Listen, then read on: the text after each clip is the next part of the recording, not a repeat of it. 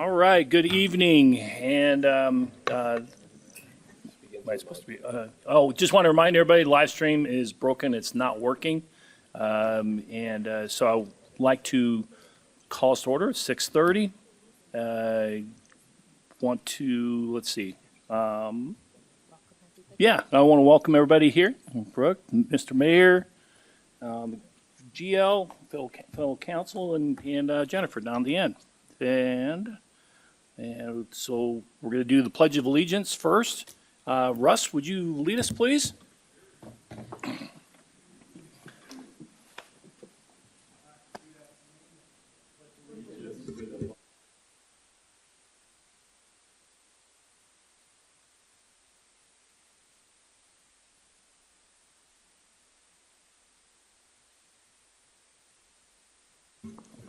Awesome. Thank you, Russ.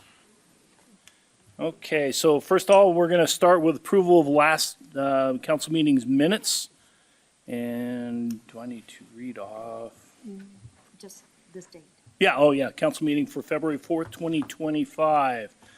Do I have a motion to approve the minutes from February 4th, 2025? I would be happy to do that, to make a motion to approve the minutes of February 4th, 2025. And I'll second the motion. Awesome, thank you very much. All in favor, say aye. Aye. Aye. Any opposed? Okay, thank you.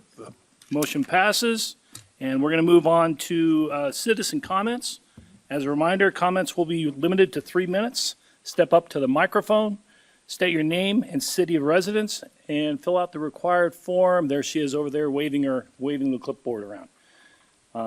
Okay, so now is your time. Thank you.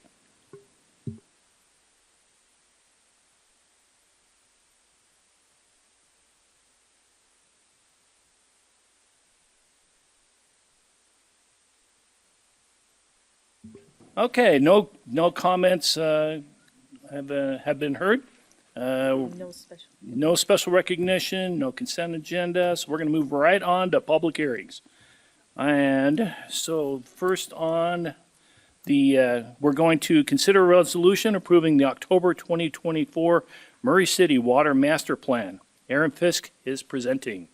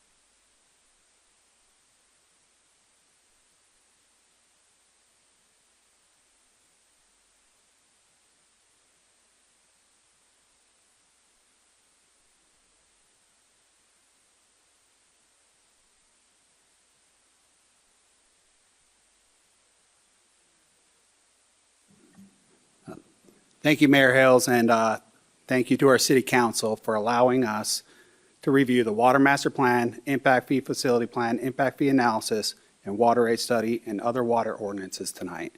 I know it's a lot.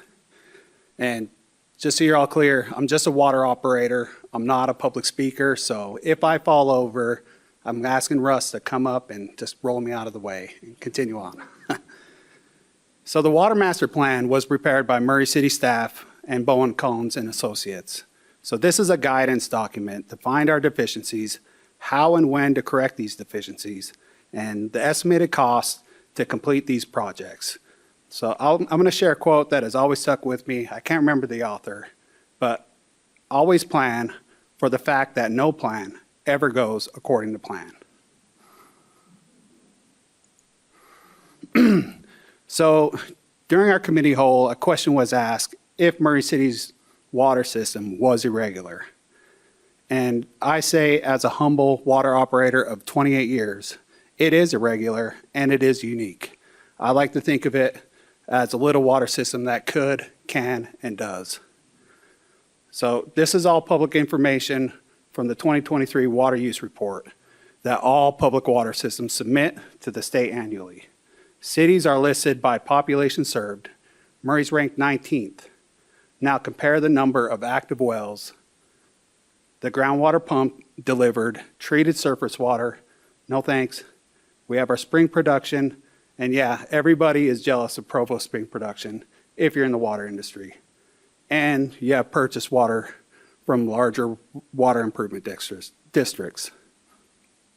So as you can see, Murray City is a self-sustaining water system. Only a handful of water systems our size can claim that. The benefits is we can control the costs as much as possible. Big water improvement districts have enormous capital projects on the horizon to meet projected water demands of the cities they serve, like the Bear River Project, Utah Lake Treatment Facility, and the Lake Powell Pipeline down south. Those projects will be hundreds of millions of dollars. We control the chemistry as well. Very soon, the only treatment that will be introduced into our water supply will be chlorine. Sorry, just a water operator.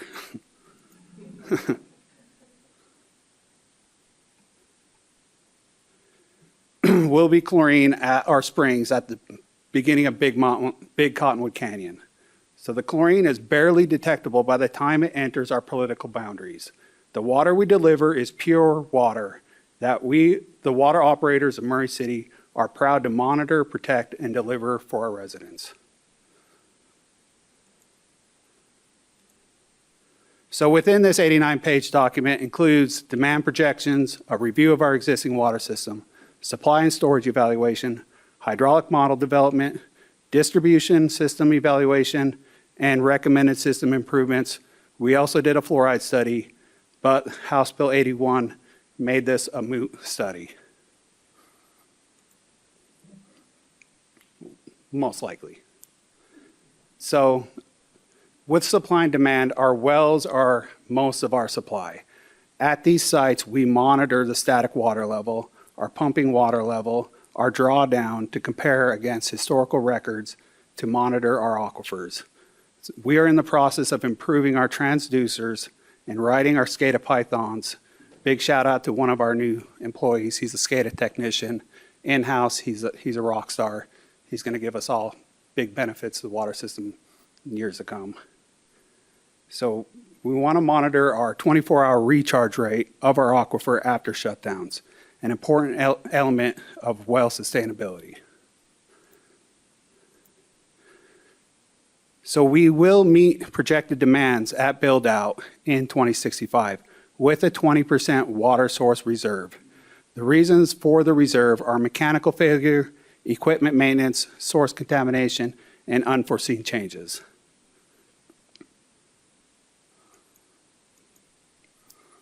So also in this master plan, we explain which water mains have deficiencies and why. We have undersized pipe, which is 4-inch, pipe condition, dead ends, fire flow, operational, and steel, which is a corrosive material. So 54% of our water system has been installed after 1980. Some of this is due to new development, but most of this is a credit to Murray's commitment to provide our residents improved water infrastructure and to fund it appropriately. The water mains highlighted in black in this map were installed prior to 1979, and many need to be improved to meet today's standards.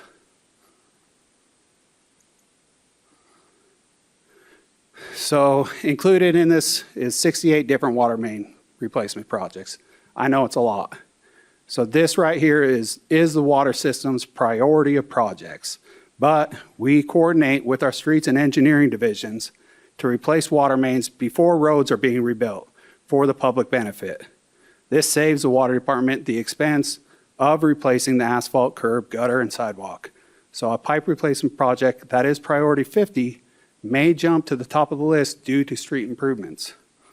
The American Water Works Association National Best Practices advises water systems to replace 1% of your water mains per year. Systems that do not follow these practices see increased water main failures. We have reduced our average yearly amount of pipe failure breaks, from 72 when I started 28 years ago to 42 today. So our goal is to get that number down to 20 to 25 in the next 10 years.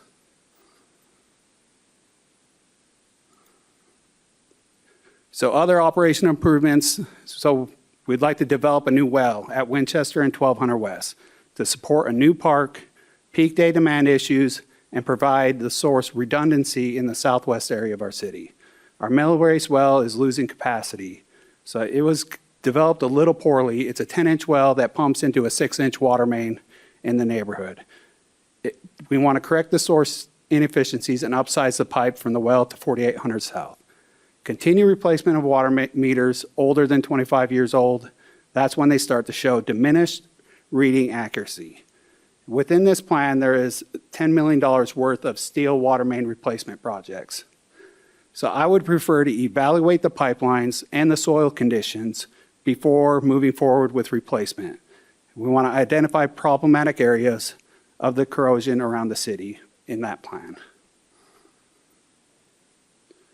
So we need to continue budgeting accordingly to maintain our reservoirs. Reservoir 2 and 3 will require a site study in the coming years. These are our oldest tanks. They were built in 52 and 63. So we want to identify the best possible location to replace these reservoirs in the future. So table ES3 is to be incorporated into a formal asset management program in the city. Only pipe replacement type is incorporated into capital projects. All the others are managed within our operating accounts. Also shown is our new WaterWorks software, which we're in the process of onboarding our assets to assist city staff schedule replacement of infrastructure. It will allow us to provide you, the council, and residents a 100-year timeline of estimated replacement of our infrastructure per category.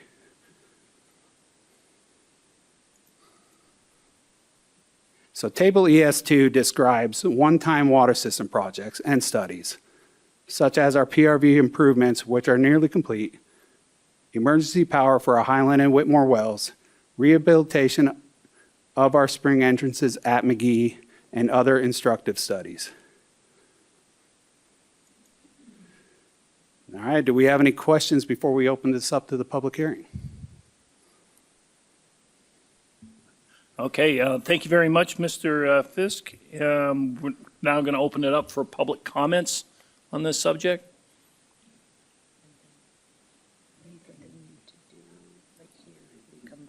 Oh, yeah, and I'll go ahead and restate this. Comments will be limited to 3 minutes. Step up to the microphone, state your name and city of residence, and fill out the required form. That's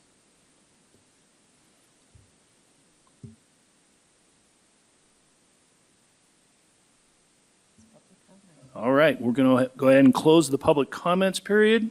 And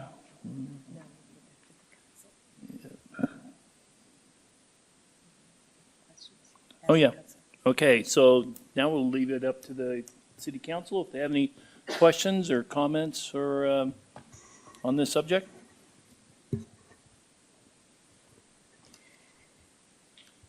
Aaron, I have a couple of questions. Can you tell my residents or my district why you want to do a well on Winchester and 1300 West over in that area? Why So- do you want to put one there? So they know why, when they read the minutes, Yeah. they will understand why you want to do that? So we've wanted one there for a long time because the southwest corner of our system is the one that has the biggest drop in PSI during our peak hour demand. And we heard late in our master plan that a new park was in the process of being purchased. And we had our consultant run the modeling, and it's going to impact it significantly with the new park, depending on how they landscape it. So it all depends on that. And then also, we want redundancy in that area. So if Seventh West Well ever went down, that southwest corner of our system would struggle even more than it does now To go up the hill, to go up correct? the hill. Yeah, all right. So how do you inspect the tanks, the ones that need improvement? How do you know that there's cracks or there's problems with the tanks? Yeah, the great wells? question. So Joe Goodman, he's here tonight. He's our distribution supervisor. So he's responsible for all of our tanks in our system. He's our distribution supervisor, so of course. But every 3 years, we hire divers that go through and video camera the tanks. And sometimes when there's an opportunity for us to get physically in them, we do that too, and we clean them out. So you have scuba divers Yep. that go down Yep. into those tanks to Yep. look at those? Yeah, and they take video, and then we send it off to consultants to inspect them. Okay. Have you gone down in the tank? Yeah, or- Okay. yeah. I've been in Grant, both the ones at Booster. The only one I haven't been in is Reservoir 4. Okay, So that's the one we really never want to empty. It's kind of the heart of our water system. okay.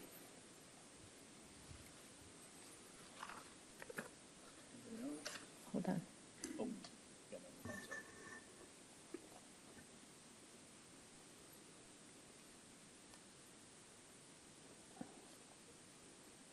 I like the idea how you want to take care of these situations. If you're going to tear up the road and you find it, that you're not tearing, like up on 13 West, they're tearing it up because there's another company coming in and tearing it up to do their improvements. So if you're going to tear up the road with another situation, you're saving time and also the residents using that road. That, Yeah, I wish Yeah. I could take credit for that process, but Murray City's been doing that for ever since I started. Yeah. And that's a credit to the staff that was before me and the staff we have now, where we're able to self-perform a lot of the work that we do, so. and you, when I met with you and Russ, you told me that the pumps are okay now and they're doing okay? Yes, they're great. Okay. Okay.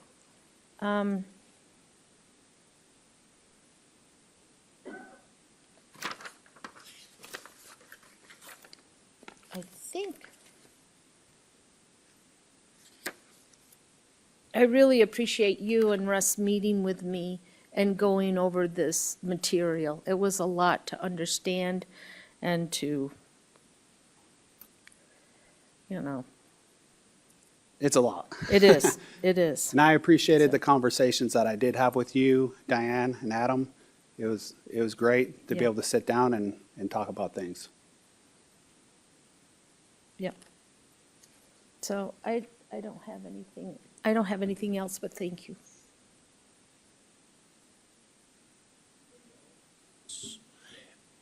Okay, I have a couple questions. So, well, actually, one question and kind of a statement. So the first question, the well over on Mill Race, you said a sanding issue with it. What does that mean exactly? So it's pumping sand, so.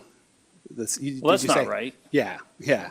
So so that's why it's running inefficiency.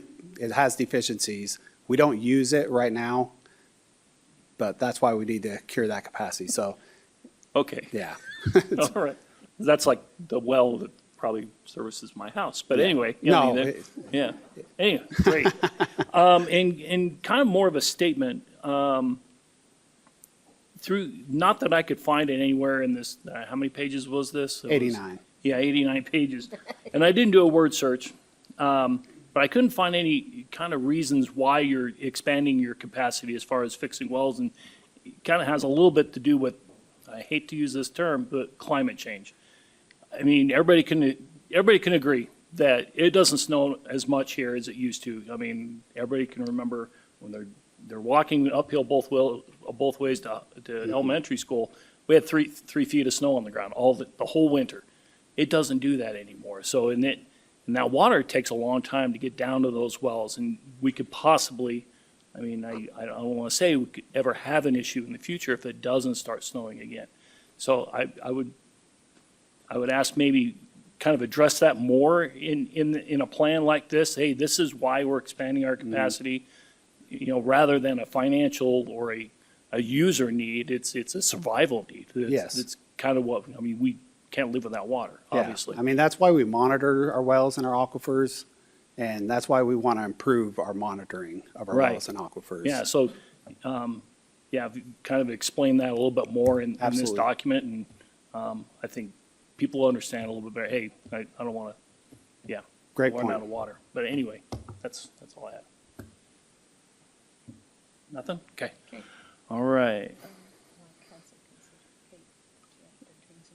Okay, so I'd like to consider a motion on the resolution approving the October 2024 Murray City Water Master Plan.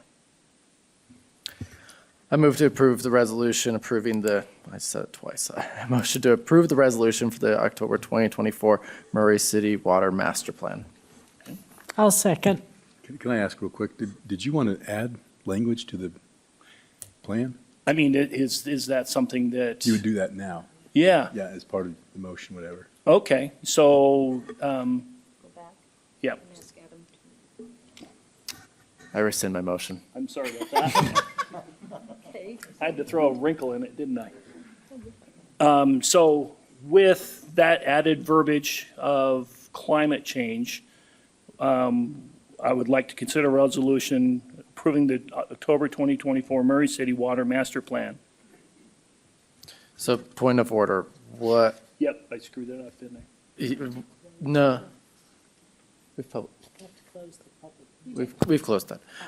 So the point of order is what exactly what are we adding to the resolution? Just some mention of why we're expanding the well capacity, kind of acknowledging that, the intake of water is not what it used to be. So you're suggesting, is this an addendum to the resolution or to the master plan? Probably to the master plan, is what I'm suggesting. Okay, and we would insert that where exactly? I'd have to go back through the document where I would suggest put it. Or he could probably come up with a better solution than I could. We could probably add it to our supply and demand, if that's what you were asking. That's probably a Like- good place for it. An amendment within that section of the master plan. So, I'm not sure, I don't think that we can. So all you're doing is passing a resolution with that additional language in the plan. Right. So to continue this point of order that's now taking forever, so they would go back, adjust it, and then we're going to, do we have to approve it again in a couple weeks No, with you the can changes? approve- You can approve it subject to those, to that Subject to that change. change? Okay. Okay. So then, all right, now I'll make my motion. So I will motion to approve the resolution for the October 2024 Murray City Water Master Plan with amendments as specified. Do we have a second? I'll second that. Okay.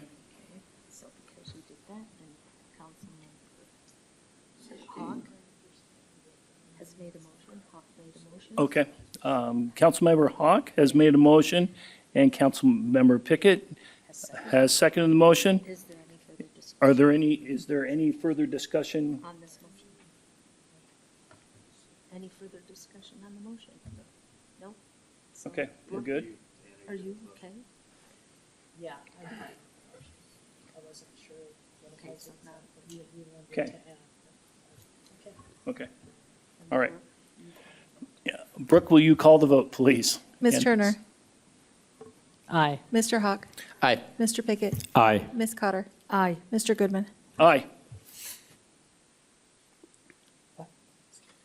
Well, thank you. So now we're on to number 2. Okay, moving on to number 2, we are considering a resolution adopting the December 2024 Water Impact Fees Facilities Plan and the January 2025 Water Impact Fee Analysis. Mr. Fisk presenting again. All right, so I hope you guys asked our consultants all the questions you needed when we spoke at the committee whole in this section, all right? All right, so the Water Impact Fee Facility Plan and the Water Impact Fee Analysis, these are 2 separate studies that are combined to determine the required impact fees in the future. So an Impact Fee Facility Plan provides the basis for assessing updated impact fees throughout the city, addressing future infrastructure needed to serve the city regarding land use planning, ensuring the level of services are maintained for all existing and future residents. So an ERU, everybody's going to get sick of listening to this term. So an ERU is an equivalent residential unit.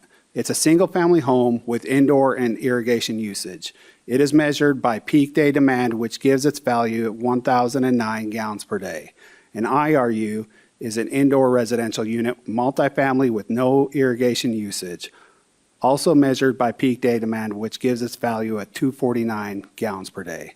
So the city will grow 950 ERUs in the next 10 years. The IRUs are included in this calculation. So the required system improvements are taken from the master plan. So these projects improve the level of service and increase the conveyance capacity to support future growth. These projects benefit existing and future users, so the projects can be partially funded by future users. And Brenda manages that for us, so God bless her. So the impact fee analysis satisfies the Impact Fee Act, represents the maximum impact fee we may assess.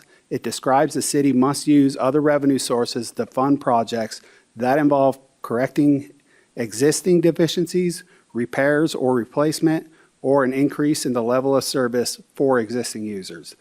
The biggest change is the method we are proposing to assess impact fees. So we are pivoting from the size of the meter system to a projected use system that is based off historical data, ERUs, IRUs, irrigated acres, and non-residential. So the water service levels. So the performance standard is the city's standard desired minimum level of performance. The existing level of service is the city's level of service now, and proposed level of service is our projected level of service at build out if completing recommended system improvements. So a single family residence, those are 1 ERU, and its impact fee is indicated in red on this chart. So the gross impact fee of $3,800 remains constant year over year. There are credits for existing bonds and new improvements. The impact fee credits decline each year as fewer payments remain on the outstanding bond and more ERUs due to growth are sharing costs and payments. So multifamily development is an IRU and it is indoor demand only and assessed on a per door basis. This is indicated in blue in the chart. So outdoor demand for multifamily will be charged based off irrigated acreage. So just to compare, a single family home impact fee right now is $3,027. So approving this increases it just a little bit for the single family homes. Will you say that again, that price? So currently, a single-family home pays $3,027.20 for an impact fee for new development. Okay.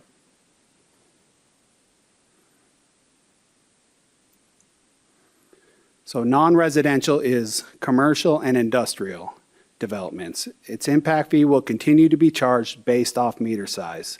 Mixed-use development is a scenario where we compare the residential and non-residential calculations and always take the larger of the two. There is an option of an alternative impact fee calculation. Its purpose is when development cannot be represented by any of these mentioned categories. I have yet to see it be applied.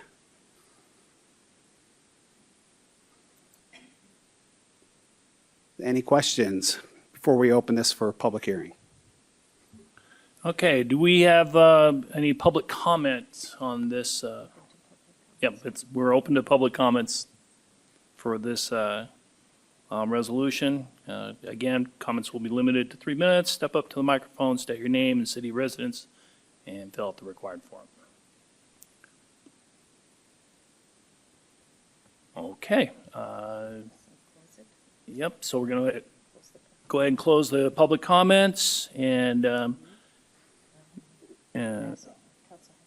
yep, does council have any questions? I have one. So you said we're shifting from a meter system and to the historical use. Yes. It's a new development, so historical use, Historical I'm use struggling with based that. on our demand for a 1-inch meter, 1.5 inches, the capacity of that meter, Okay, so. okay, got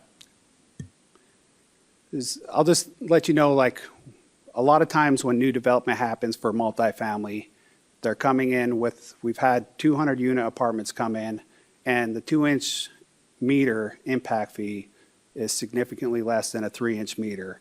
And they're trying to pipe 4-inch pipe with a 2-inch meter and then 4-inch pipe back into their building. And it would destroy our meter, and we fight constantly with development. Can you just, an average of 4 people in a home, what they are going to be looking at as far as an increase in their bill? So this is the impact fee. This is for new development Just new- that a developer pays. Okay, Yep. nothing to do with homeownership? No. Okay, thank you.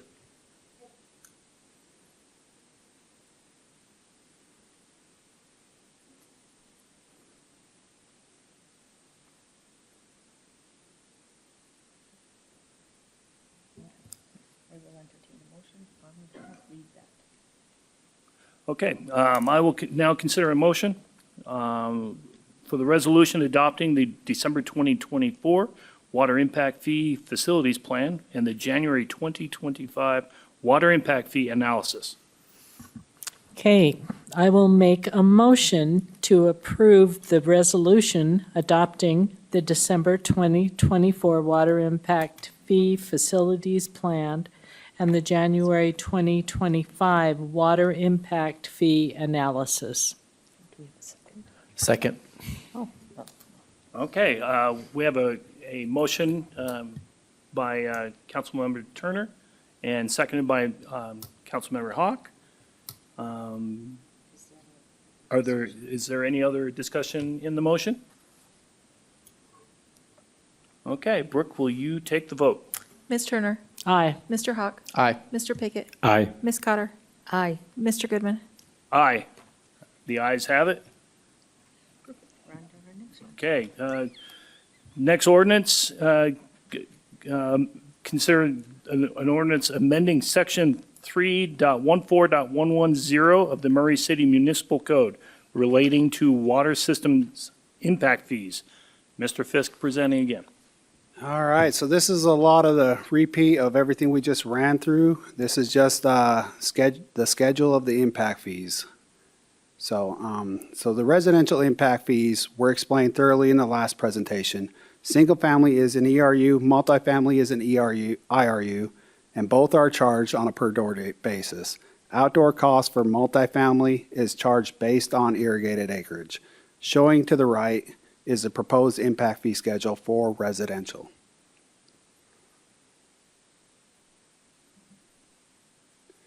So non-residential does not include a residential component. We're going to continue to charge impact fees that's based off a meter size for these. So shown on the right is the proposed impact fee schedule for non-residential.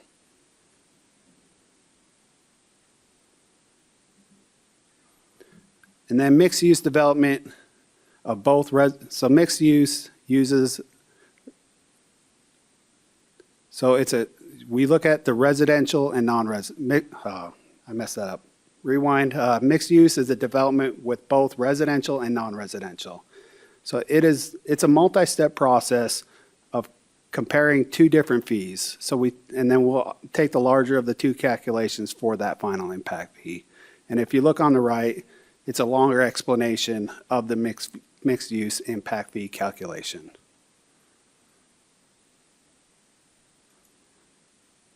All right, any questions? Okay, we'll go ahead and open this part up to public comment. Comments will be limited to 3 minutes. Step up to the microphone, state your name, city residence, and fill out the required form.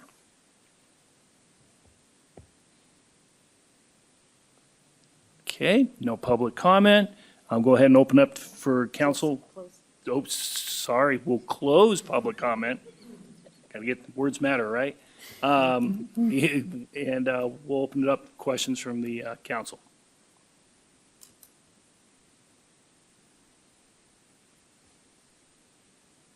Okay. Okay, I would like to, I will entertain a motion considering an ordinance amending section 3.14.110 of the Murray City Municipal Code relating to water system impact fees. I make a motion that we approve the ordinance amending section 3.14.110 of the Murray City Municipal Code relating to an increase of water system impact fees. I second it.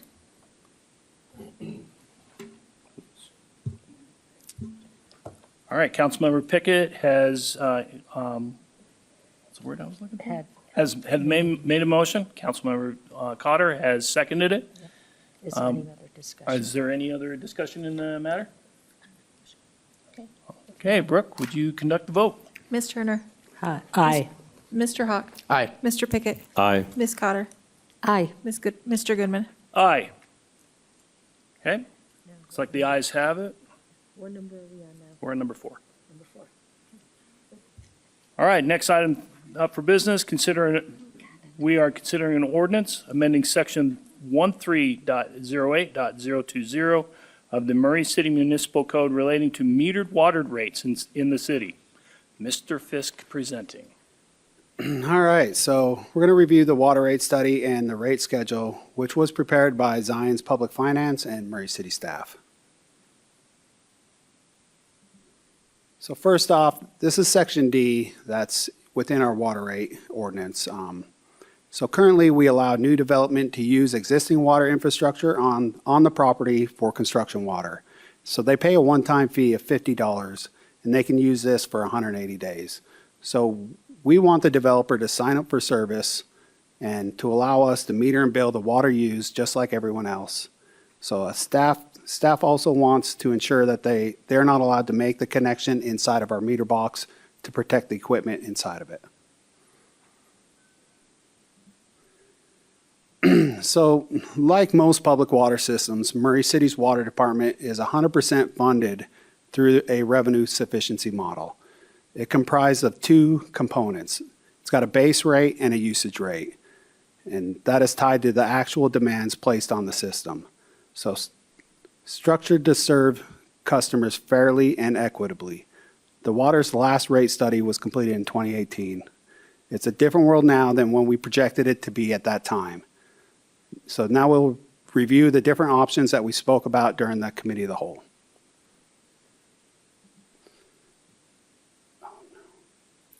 So option one is if we don't do anything,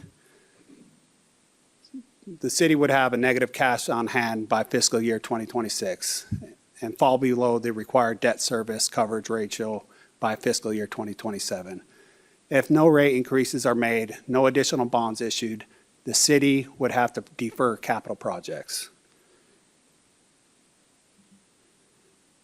And then option one, we're looking at 20% increase for the next 2 years, a 10% and then a 5% and a 3% thereafter. This includes the issuance of a $6 million bond in 2026 to maintain at least 180 days cash on hand.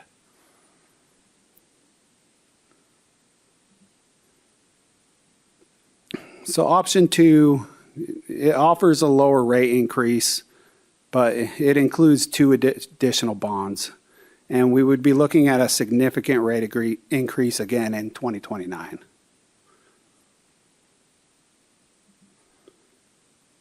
And this is the option that the city staff and our finance director prefers. This fully funds our operations and capital projects moving forward. The only difference between this option and option one is instead of a 3%, the 2% worked out better and our cash on hand didn't get out of control.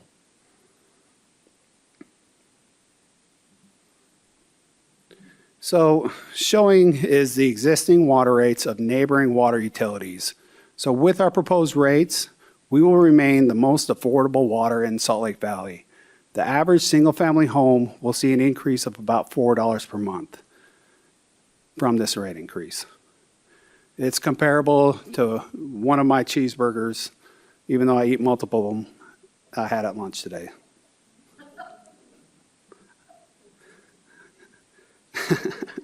So here are monthly base rates of the same neighboring utilities.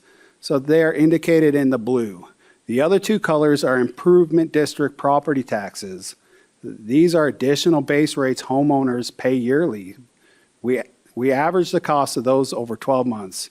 So if you're a provider, if you were provided water by an improvement district that purchases water from another improvement district, your home gets taxed on both.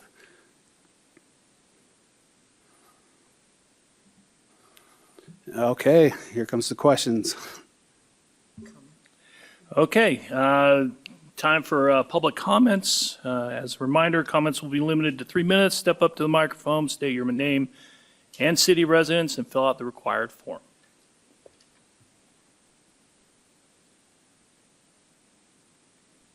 Okay, nothing heard. Go ahead and close the public comment section. He's over here doing, anyway. And go ahead and open it up for questions from the council. Right? Do that, right?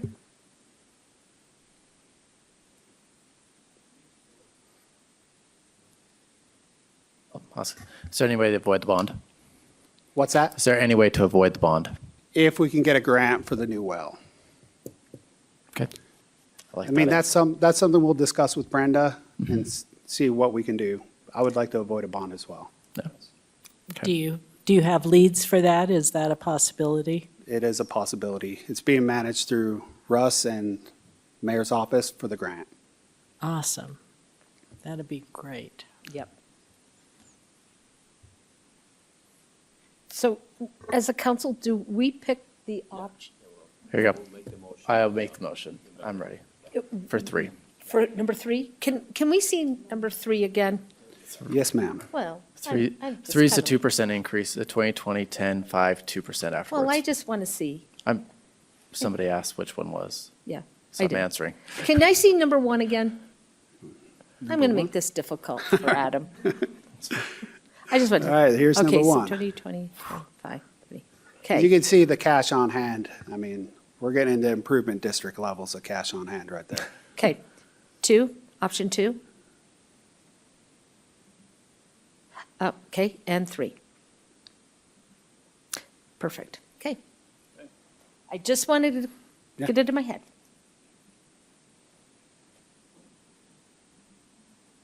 Okay, now you just say. I was still thinking. Oh, he's thinking. No, it's all good. No. I mean, No, it you was need to. worse than it was. It's fine. Okay, so now we.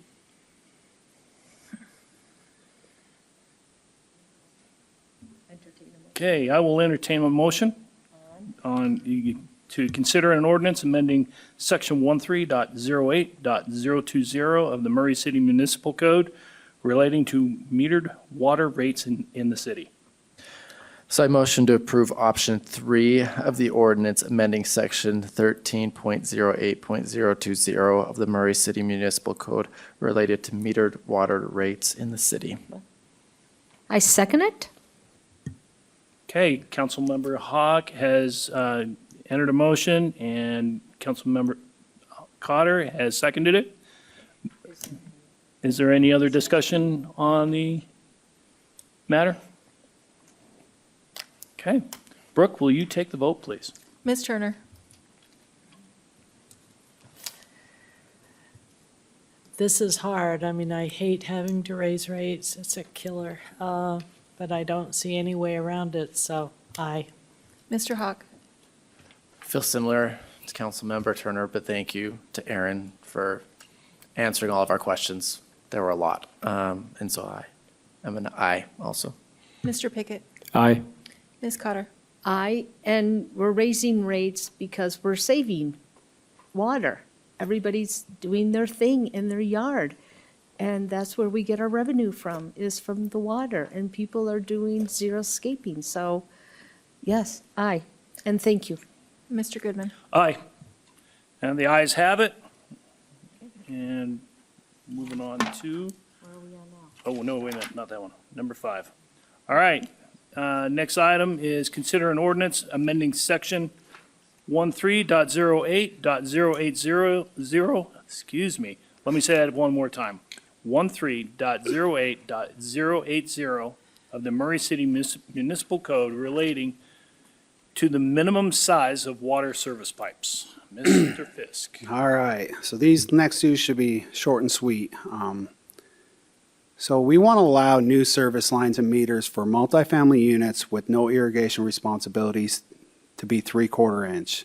Currently, this is not allowed. Our minimum size is 1 inch. So we also want to allow for single-family or non-residential development to reuse an existing 3/4 inch service line if it meets their plumbing demand for the development. Any questions? Yeah, I have a question. Oh, sorry about that. I will sit quietly and then ask you later. All right, we're going to go ahead and open it up to citizen comments. Comments will be limited to 3 minutes. Step up to the microphone, state your name and city of residence, and fill out the form. Okay, no comments. Go ahead and close the public comment section. Do we have discussion with the council? Yeah, I think I might have a question or comment. Yeah, just maybe. Now, if we lower the size of the pipe going into a development, then later on we increase the green space requirement to for some of those apartments, how will that work? So the 3/4 inch service that's going into multifamily is only going into the indoor use of the development. Thank you. Typically with multifamily, they have a separate meter that handles all the irrigation responsibilities. Thank you.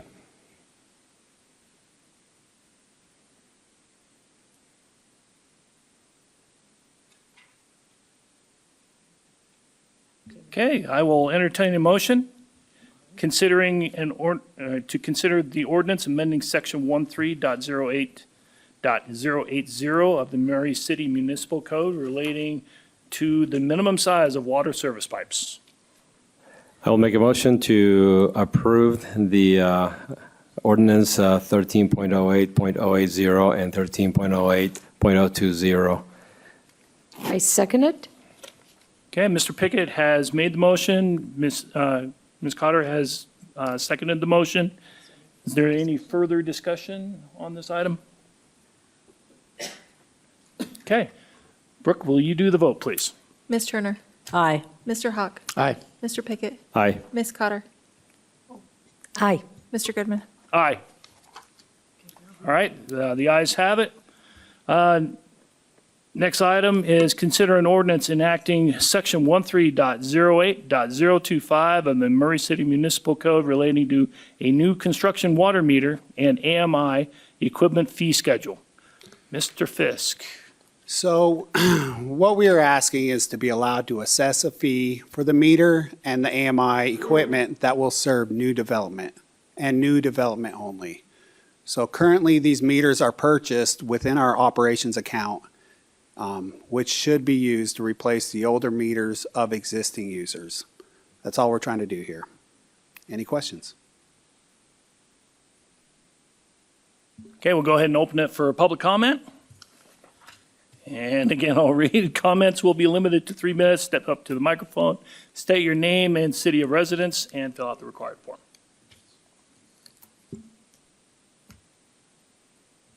Okay, we're going to close the public comments section. Council, do you have any questions for Mr. Fisk?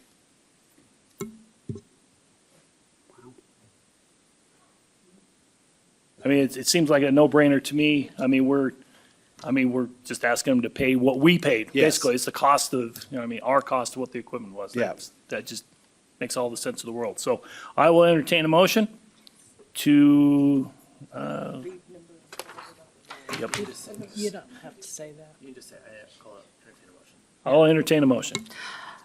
All right, I would be happy to make a motion to adopt the ordinance enacting Section 13.08.025 of the Murray City Municipal Code relating to a new construction water meter and AMI equipment fee schedule.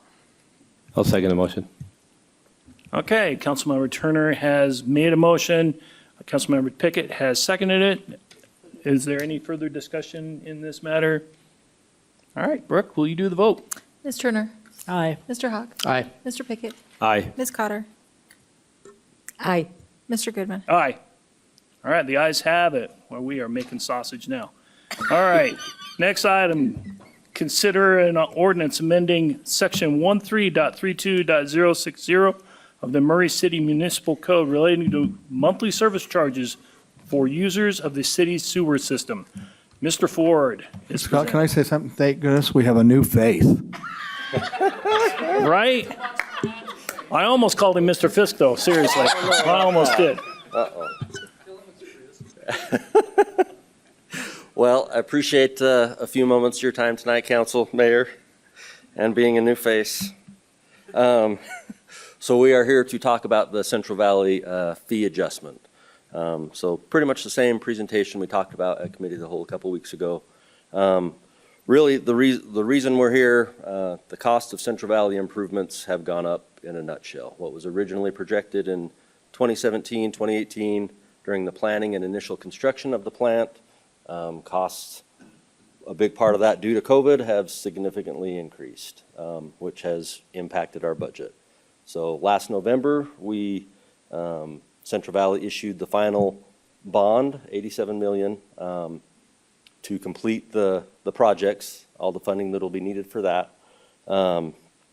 But with that being said, that did place a little bit more of a burden on our fund. So when the Central Valley fee was initiated, it was originally initiated to keep the rate structure kind of flat after that initial jump, just minimal increases.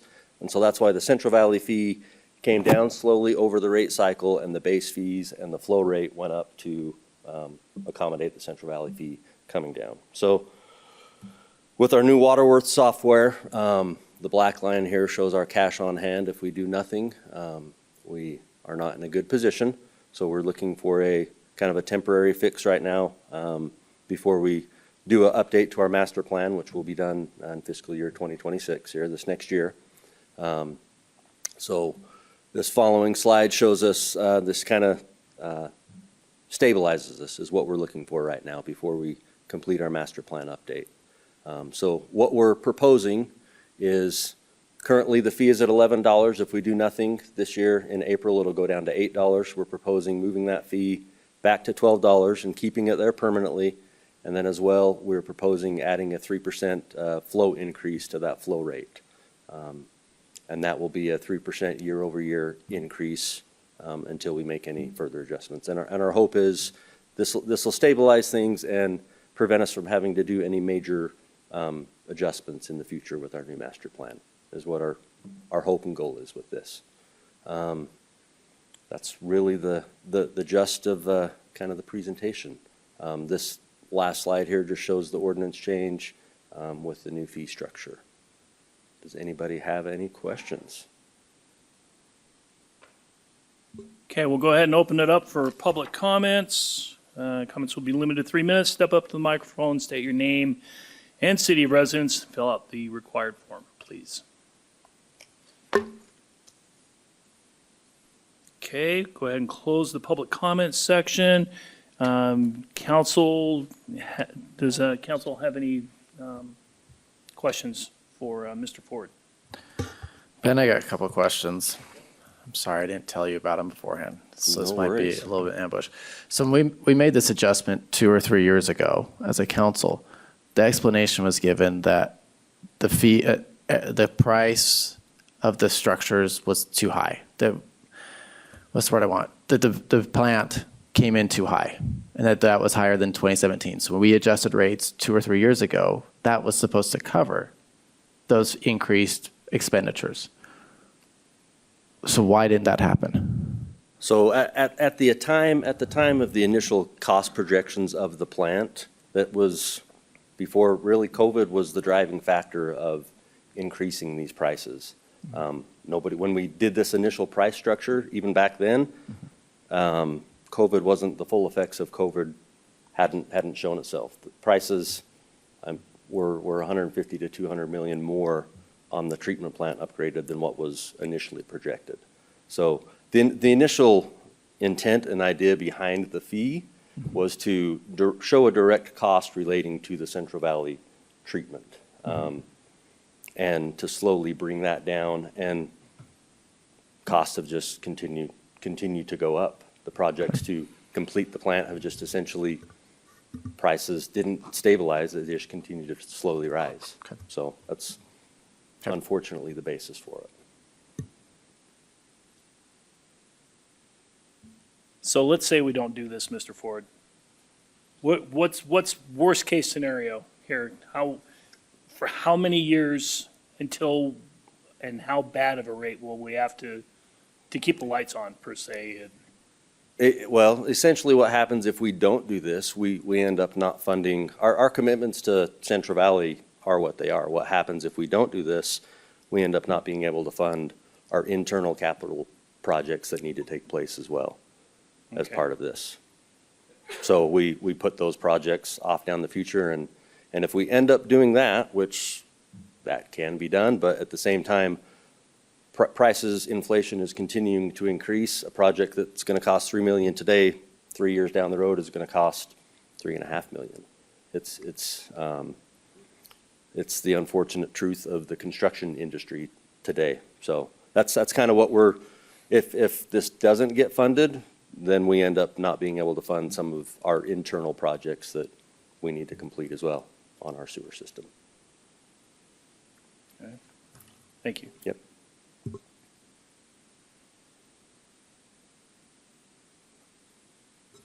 Anybody else? Okay. I'll entertain a motion, consider an ordinance amending section 13.32.060 of the Murray City Municipal Code relating to monthly service charges for users of the city's sewer system. I make a motion that we approve the amendments to section 13.32.060 of the Murray City Municipal Code.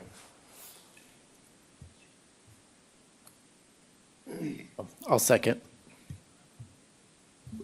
Okay, Mr. Pickett has brought forward the motion. Mr. Hawk has seconded it. Any other discussion on this item? Okay, Brooke, you do the vote for us. Ms. Turner? Again, this is tough. I mean, but again, I don't see any other options, so. Aye. Mr. Hawk? Aye. Mr. Pickett? Aye. Ms. Cotter? Aye. Mr. Goodman? Yeah, I'm the same mind, but I trust our smart people. If he tells us that we're going to have more issues down the road if we don't do this, then I have to go with that. So aye.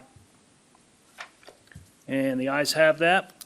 Last item up for business is consider a resolution declaring the property located at approximately 48 East, 4800 South, Murray City, Salt Lake County, State of Utah as surplus, and approving the contribution and conveyance of said property for less than appraised value based on findings pursuant to section 10-8-2 of the Utah Code. Chad Wilkinson and himself presenting. Yeah, Eldon's here too, and Oh, is he? we may ask him to come up and add some seasoning as needed. Glad to be here to talk about kind of Oh, the next there step in this discussion of Block 1. We've had a lot of discussions about this property, of course, most recently before the RDA, where Rockworth Development presented to you their conceptual or initial plans for the property, for the development of a mixed-use project there. So as part of this continued discussion of this potential project, we want to take the next part of the conversation. The developer, Rockworth, has requested city participation in this particular development in order for it to be a feasible project. So one of the things they've requested is that the city contribute properties. I'm going to just show you the property that we're talking about tonight. So the property is there outlined in that kind of orangey reddish color there. We've got, of course, existing parking that's occupying that site right now. It's about 0.76 acres, so just 3/4 of an acre or so. This property's worth about $1.2 million. This was an appraisal that was recently done on the property that we've based this value on. Now, this property is one of several different properties owned by the city in various forms. Most of the property that we're talking about for this development is owned by the redevelopment agency. So all that property you see outlined in green, with the exception of that property there in that orangey salmon pink color, whatever we want to call that, is owned by the RDA. Now, state law has some very specific provisions related to surplusing properties that are owned by the city. There are a different set of state regulations that apply to properties owned by the redevelopment agency. So tonight, we're only talking about that, again, that red, pink, orangey property. I want to make sure also that we are very clear about what we're discussing tonight. Tonight is really just about whether or not the council feels it's appropriate to surplus this property, to appropriate this property for less than market value. That's what the state requires us to look at. We're going to go through the analysis that's required by the state in just a minute. What we're not considering tonight is the actual development agreement, the actual approval of how the city would participate. What we're just looking at is, should we essentially qualify this property to be a part of this development agreement and to be part of our ongoing negotiations for that development agreement to go forward. So with that, one of the things that state law requires is that we do, it's commonly referred to as a 1082 analysis. That's the section of state code, that 1082. And that 1082 analysis really is a requirement to look at a few things. So here they are. These are the things that we need to look at as we determine whether or not this is something that should be approved. First of all, what identified benefit the municipality will receive in return for any money or resources appropriated, the purpose of the appropriation, so that includes how it's going to be used, right? What the project is, whether that's something that needs to be done in order to accomplish one of those goals that's shown there in B, and then whether or not this is necessary and appropriate to accomplish the goals and objectives of the municipality. And that can be a whole variety of things. You can see it there: economic development, job creation, affordable housing, a development impediment. Several of these apply to this project. So we commissioned Zion's Public Finance to do that analysis for us, that 1082 analysis, and they came back with an analysis, and it really boils down to several factors that they looked at, several findings that they made about whether or not this proposed or potential appropriation would have a public benefit. So I'm just going to go through those briefly. First of all, there's some monetary benefits to this particular proposal. You can see the first one really is, the first two numbers are sales tax and property tax benefits. So that first number, that 2.1 million, is an annual estimate of what the increased sales tax revenues would be to Murray City, directly to Murray City, based on an analysis of the square footage that would be included in this development and the sales tax that those uses would generate. Second one is looking at the increase in property values. So you can see that there'll be both impacts to Murray City, but also to the other taxing entities that are participating in this RDA area. So positive direct fiscal impact, about $105,000 per year to the city. Total of all those taxing entities of about $500,000 per year in property tax. We've talked about this a little bit, and we'll talk about it more. The applicant is the developer, as part of their proposal, includes a 460 stall parking garage, 460 stall parking area, which includes a parking garage, underground parking, with a total of 32 parking stalls that are allocated for direct public use. That's for city use towards Murray City's parking requirements. This one is the most important bullet to me as someone who's coming into this process fairly, I wouldn't say I'm coming in at the 11th hour, but it's fairly late in the day in this process for me. And looking at what is being proposed, this one is very important, this next bullet. The developer is proposing a project that's constructed below the maximum zone density. And that meets the vision that's been out or described to them by the city through staff and through conversations, previous conversations with the council. That's a really important part of this, that these public benefits don't just have to be monetary benefits. They can be public benefits that meet the goals and objectives of the city. This one's really important. My history and my experience with these types of projects are that in order for them to be feasible, typically developers are going to request the maximum density they can possibly get. And because this project is coming in at a lower density in a lot of different ways, lower density in terms of residential units per acre, in terms of heights of buildings that are being proposed, there's a variety of things that they're willing to do to meet the city's goals and objectives, and that's a very important public benefit.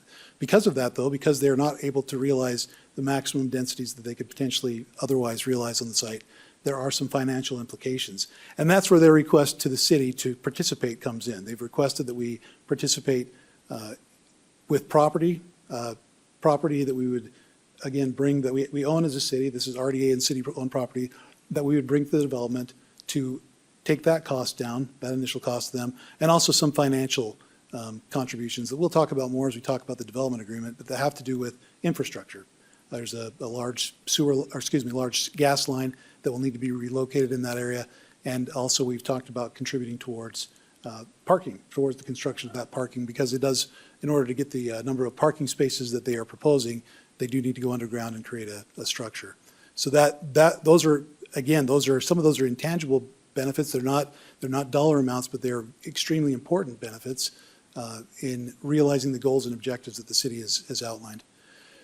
Again, we've been trying to, the next bullet point, this has been a project that's been worked on for years. I was here, as the council knows, for the benefit of the public before. At that point, we were just starting, well, we had actually been purchasing properties for a long time in this area, but starting to purchase some of the properties directly related to this Block 1 development. And this is something that the city has been looking for many, many years, a project that would, again, activate, bring vibrancy to our downtown. And the thing that, again, this is someone coming in at this maybe a little bit later in the game as far as the discussions that have already occurred with Rockworth, but this is a project that not only does that, but also does it in a way that meets the vision that's been outlined by the council and other groups for the type of development that should occur. Other benefit that they put in there, it does increase the housing stock of the city by 150 units. That is part of their proposed development, is that there'd be 150 dwelling units here. That is something that can be considered as a public benefit as well. I want to go briefly and talk about an issue that's come up several times as we've talked to councilors and RDA board members and other capacities, and that is the issue of parking. So this particular City Hall development is served by the parking lots you can see up there marked in that pink color. We're going to call this one over here, and I keep on trying to use the mouse, that's not going to work, but this is what we refer to as the east parking lot. Public south, police north. I'm going through this fairly quickly. Compact is what, I'm going to show you a chart that refers to these areas, and then overflow. So as we go through this next slide, I want to just kind of point out what we've looked at as far as the parking. Before I go to that slide, though, I want to clarify a couple of things. When the City Hall project was approved, one of the things that was reviewed was parking. It was a very important part of the process. The City Hall requirement for parking that was part of our code at the time was 164 spaces. That was the required parking that was in our code. The code at the time had a maximum parking amount of 234. As part of reviewing this project, it was important to make staff findings that we could meet that code. These areas known as the east and the overflow parking were identified as placeholders in the original development approval for the City Hall. Placeholders with a statement that said that these would be areas that would be considered for future development proposals. And that's a paraphrase, but we have the language here in that certificate of appropriateness approval. If you'd like, we can take a look at that together. So as I show you this chart, these are the areas that I'm talking about. So this is an important issue. So we've had staff go out and do some counts over the last several days, just to kind of give us an idea, ballpark of what the usage of these parking spaces. It was important for us to do different days, different times of day during those days. We want to make sure that, we didn't just do it on a Friday when maybe there's folks that are taking time off, or even on a Monday. So we did it. We had some parking done today as well, parking counts, excuse me. And you can see it follows across the different parking space, the total number of stalls in each of those areas. You can see those numbers. The total that comes out to is 209 spaces. So each of those days, the open stalls at these various times of day were counted. You can see the various rates there. We had 48% vacant was the I guess you could call that the highest number of filled spaces, right? The lowest number of vacant spaces. But you're hovering around between 50 and 60% on the average there for the number of spaces. So at any given time, we'd have 133, 131, 125, 101, 112 of vacant open stalls that were available for parking during those given times of the day. You'll notice we didn't count during lunch and we didn't count after 5 p.m. We wanted to get some real during the day type counts there. So we know that this is an important issue.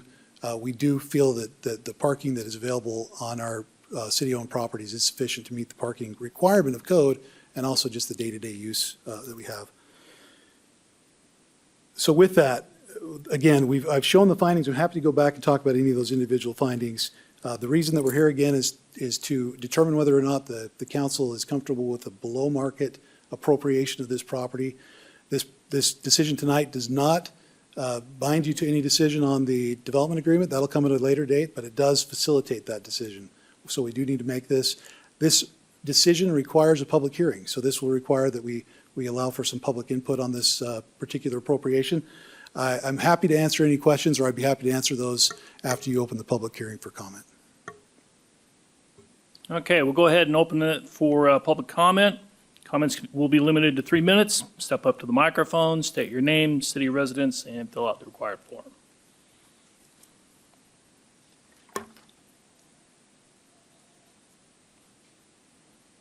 Okay, we'll go ahead and close public comment and open it up to the council. Any questions for him? I noticed that the parking study was done on a Friday, Monday, or Tuesday. How much different would it have been if we had done it on a Wednesday or a Thursday? We could make those counts. We don't anticipate there'd be much change between like a Wednesday and a Tuesday or a Thursday and a Tuesday. We tried to get off those end of the week or beginning of the weekdays of that one day, but certainly that's something we can look at. But I don't anticipate, just from my own experience, I don't anticipate it would be much different. Thank you.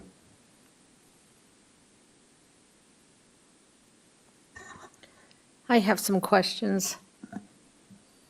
Have we taken into the account that the city is going to grow with residents and with businesses? And so we're going to need more employees in financials or in records, in IT.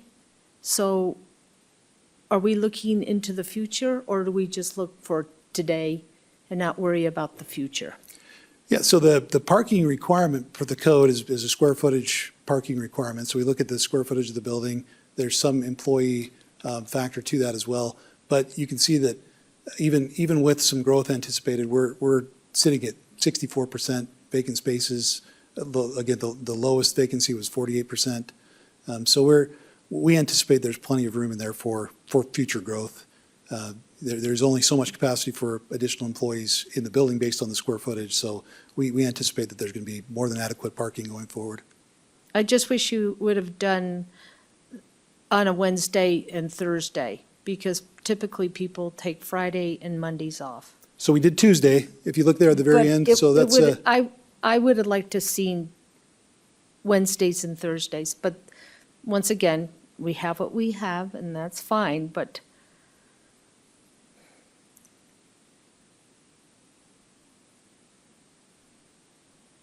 we will do those counts the next 2 days. We'll have that available for you before the development agreement. Elvin's got something he wants to add? Yeah, sorry. Can you hear me all right? I can. Sorry. We also have Near Maps, which is a satellite tool that we were able to look at City Hall. Those we have, so last August, last March, and then August of 2023. Most of those were taken on a Wednesday, and we were able, sorry, it's not up there. We can get you those numbers, but we do have that, and it looks about the same as this. So, One of that, just really quick Go before we ahead, go go on, ahead. one other thing I didn't point out, there is also, available parking on street in some of these locations. You can see those lengths. Our code requires a minimum of 20 foot per parking space for parallel parking. So you can accommodate in one area, 8 spaces, another couple in the other area. So there is some availability for some overflow parking onto the street if it was needed for, let's say, a big public hearing or a Christmas tree lighting or something like that. There's additional, in addition to those 100-plus surplus spaces, we'd have that parking available as well. but not during construction. Yeah, so during construction, again, the numbers that we saw over on this would be the lot that would be impacted during construction. So we were seeing open stalls, 21, 21. So you're typically seeing of the 56, about 35, 36, 38, right in that area. So again, we've got plenty of extra parking to make up for that during construction.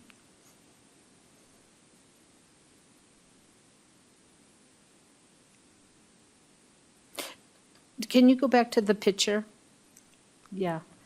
So when this project, Block 1, is under construction and we have events like Christmas tree lighting or any other kind of events, where will these people park? If they're not going to park in the employees' parking lot to be part of the events, where will they park? We anticipate the public does a great job of finding parking for those types of events. They're going to find parking where they need to.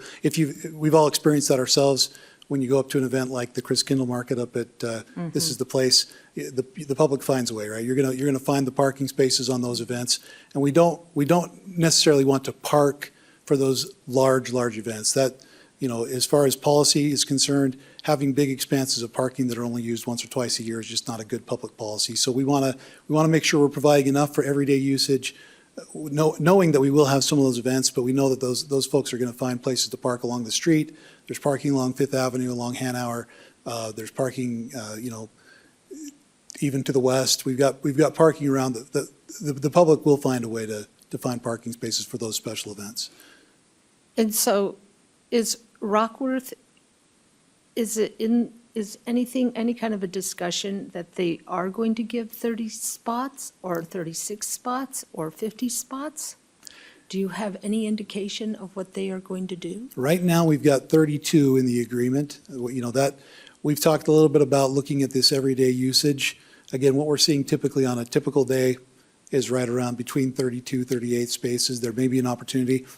As much as 50, they've told us that makes it difficult for their development to operate properly with the parking that they need for the residential and anticipated for commercial. But So right now, they are looking at 32. 32 dedicated And spaces, yeah. out of the 32, what employees get to park there? Is it a come first, come serve? That's a good question to sort out, at some point. I don't have a good answer for you on that. And I have a problem with the safety for the employees that do park over in the overflow, excuse me, or the compact. I have a problem for some of the employees that work extremely late at night at City Hall. I know there's a police department right there, but I have a problem for their security coming out of City Hall and walking over to the overflow or to the compact area late at night when, it's not daylight savings time. It's a great concern. I think that's always a concern, the safety of folks as they leave the building to get to their cars, vehicles. You mentioned it, I kind of feel, I usually park in that compact lot myself. Yeah. I feel pretty secure myself in that area on these late nights that you're close to a police department. I will say that, there are other opportunities as well. You'll see that, again, many of these other parking areas have some availability as well. Let me go back to that slide. I keep trying to use the wrong mouse. So you can see that north has, again, quite a bit of vacancy at different times of the day, which is great.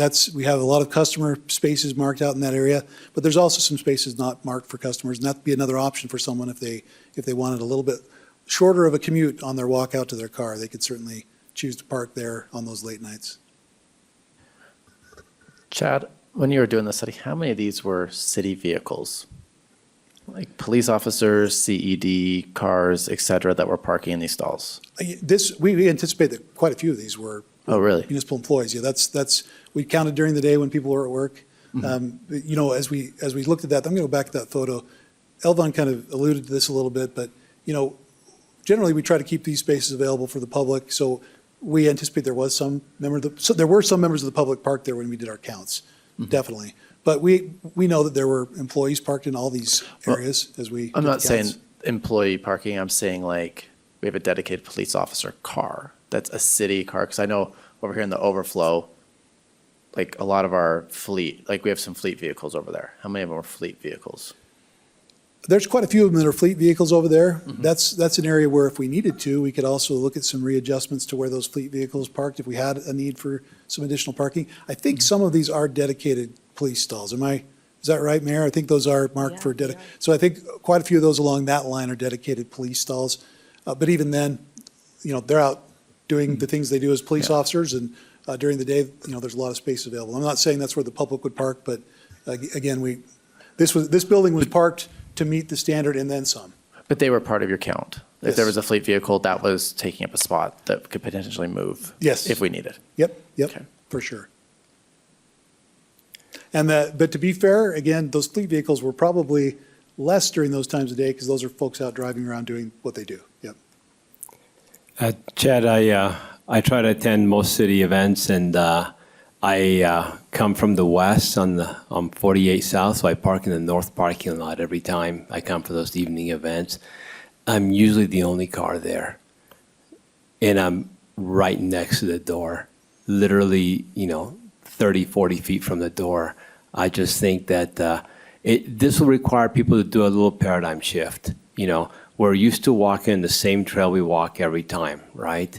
Now we're going to say, okay, now that trail is no longer there, but there are plenty of other trails that will get you even a closer spot in many situations. So I appreciate the work you've done to put this together, to show it to us, and to count out the spots and to see that there are, we're not even half utilized as it is, and we have plenty of room to grow, plenty of room for patrons to come and do their business here. So I'm very optimistic by everything you've shared tonight. Thank you. Thanks.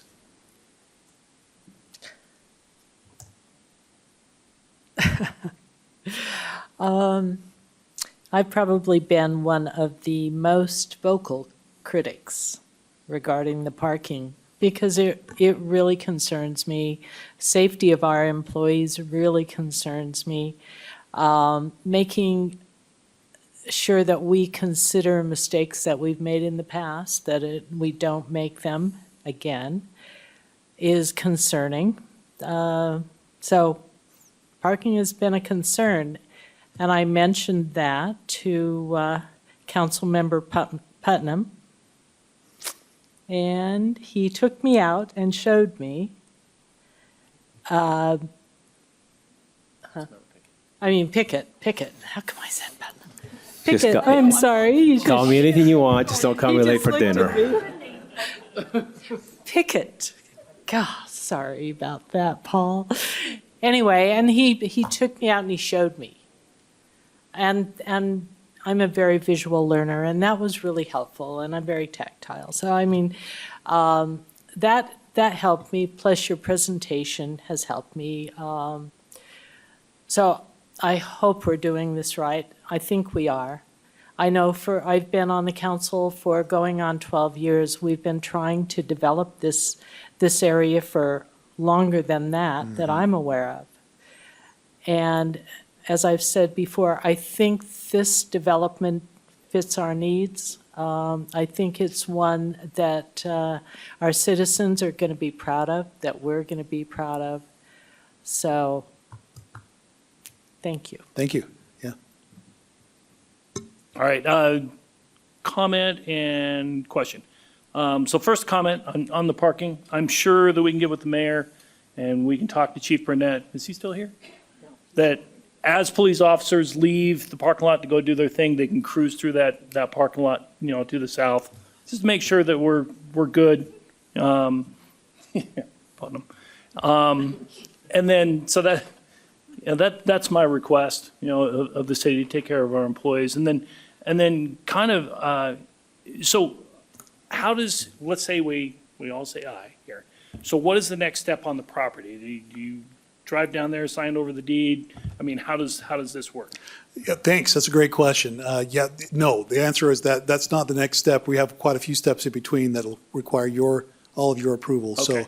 So this step is a necessary step per state law to have a public hearing to determine whether or not we should allow this to be appropriated for less than market value.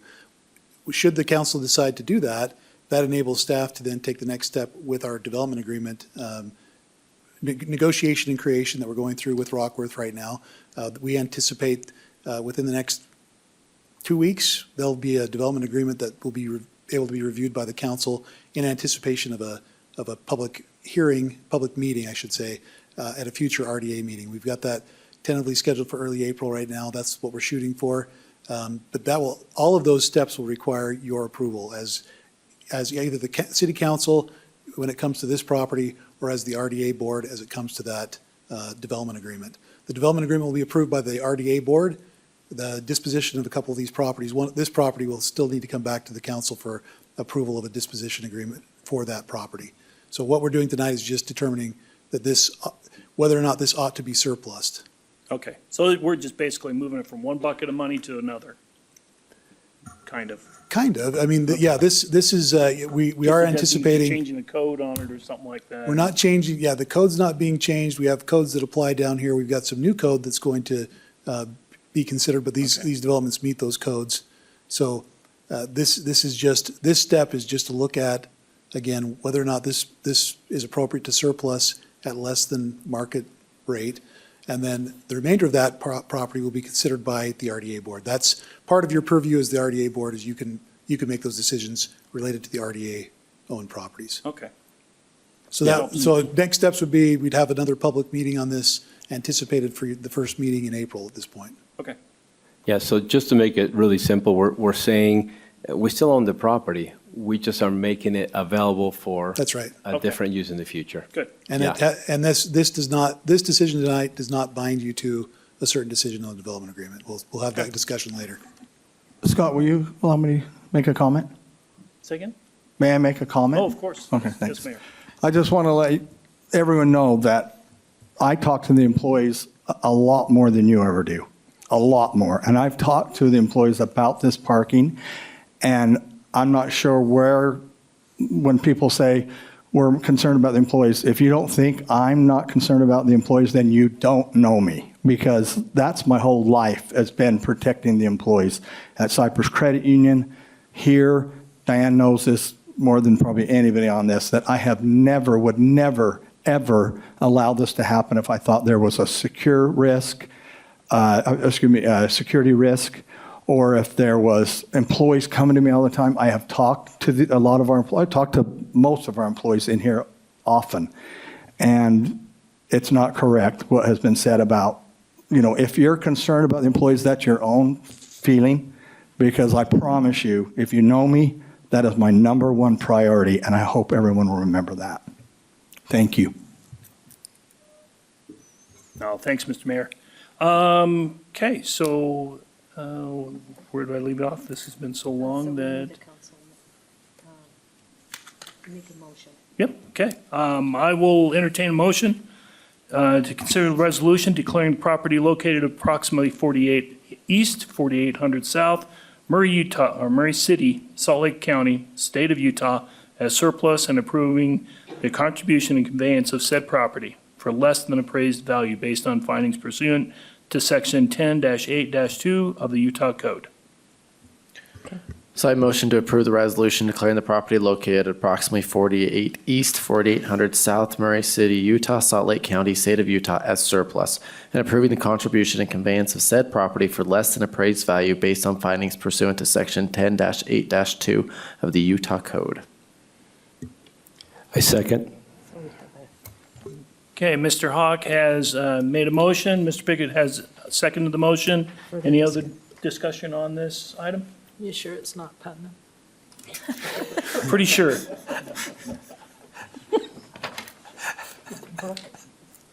Okay, all right. Brooke, will you do the vote? Ms. Turner, Aye. Mr. Hawk, So I just want to thank staff for your hard work on that, and then keep working to make this good for our employees in the future. So, and I'm an aye. Mr. Pickett, Aye. Ms. Cotter, Nay. Mr. Goodman. Aye. And the ayes have it.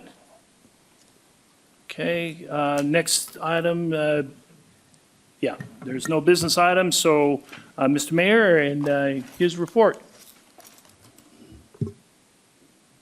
Thank you, Councilmember Goodman. Aaron, I was just having fun with you.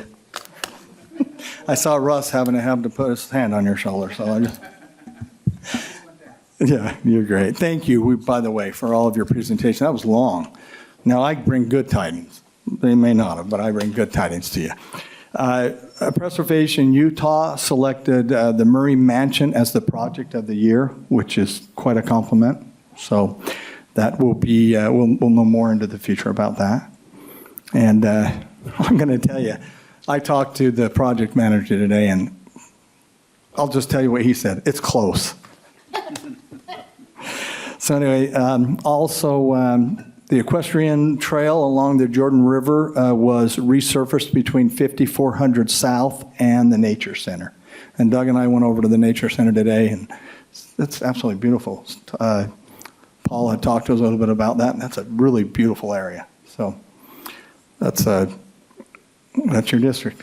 It's really beautiful. Also, sign up for spring soccer is occurring right now. Are you playing, Paul? Yeah, just if you join the team. Oh, yeah. I couldn't keep up with you. I can see him demolishing some Could four-year-old now. never keep. What's that?